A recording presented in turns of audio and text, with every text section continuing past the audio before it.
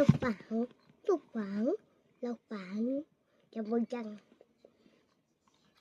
嘻嘻，不過睇下買乜嘅先。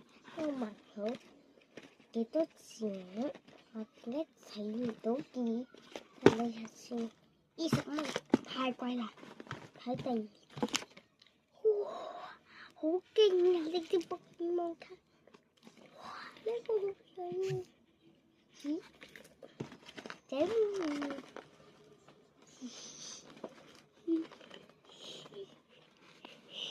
誒，點樣吸嘅味道？